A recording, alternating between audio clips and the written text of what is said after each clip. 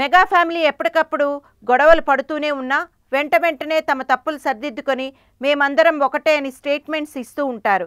కానీ వీరి గొడవలు కొత్త తరం హీరోలు వచ్చేటప్పటికి చాలా హెచ్చు స్థాయిలో ఉంటున్నాయి అనేది సినీ విశ్లేషకుల సమాచారం. అలా చూసుకుంటే ఇప్పుడు కొత్తగా వచ్చిన పరిణామం ఏమిటంటే చిరు తనయుడు రామ్ చరణ్ ఒక కొత్త అవతారం తీయబోతున్నాడు. నిర్మాత అల్లు అరవింద్ మాటల్లో చెప్పాలంటే మెగాస్టార్ పాపులారిటీ నుండి అతని తమ్ముడు పవన్ కళ్యాణ్ పవర్ స్టార్ అవతారం ఎత్తాడు. ఇక చిరంజీవి కొడుకు విషయానికి వచ్చేటప్పటికి అతను మెగా పవర్ స్టార్ అంటూ నాన్నను బాబాయిను ఇద్దరిని కలుపుకుంటూ ప్రజల్లోకి వచ్చాడు.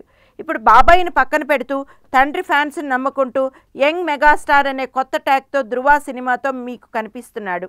ఇప్పుడు బాబాయిని పక్కన పెడుతూ తండ్రి ఫ్యాన్స్ని నమ్ముకుంటూ యంగ్ మెగాస్టార్ అనే కొత్త ట్యాగ్తో ధృవ సినిమాతో మనకు కనిపిస్తాడు.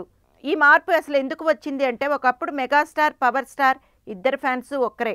చిరంజీవి సినిమా రిలీజ్ అయినా అటు పవన్ కళ్యాణ్ సినిమా రిలీజ్ అయినా ఈ ఫ్యాన్స్ ముందుండి సినిమా విజయవంతంగా నడిచేలా చూసేవారు. చిరంజీవి రాజకీయాల్లోకి వెళ్ళిన తర్వాత అతను తన పార్టీని కాంగ్రెస్లో విలీనం చేసిన తర్వాత పవన్ కళ్యాణ్లో పెద్ద స్థాయిలో తేడా వచ్చేసింది. పవన్ కళ్యాణ్ చిరంజీవిని బహిరంగ సభలో విమర్శించడంతో ఆ ప్రభావం ఆయన ఫ్యాన్స్ మీద కూడా పడింది. సో ఇప్పుడు చిరంజీవి ఫ్యాన్స్ వేరు, పవన్ కళ్యాణ్ ఫ్యాన్స్ వేరు. వీరిద్దరికీ ఒక వారధిగా ఉన్నవాడే రామ్ చరణ్. సో ఎవరి ఫ్యాన్స్ మీద ఆధారపడేలా అనేది రామ్ చరణ్కి వచ్చిన పెద్ద సమస్య. మొత్తానికి రామ్ చరణ్ ధృవ సినిమాకు మెగాస్టార్ ఫ్యాన్స్నే నమ్ముకున్నాడు.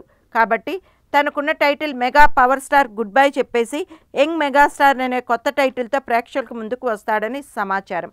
ఈ ఆలోచన బాగున్న పవర్ స్టార్ని దూరం చేసుకోవడము, దాని ద్వారా తన ఫ్యాన్స్కు దూరం అవ్వడము అటు మెగా ఫ్యామిలీకి ఇటు మెగా ఫ్యాన్స్కి ఏ విధంగా మంచిది కాదు అనేది సినీ పండితుల విశ్లేషణ.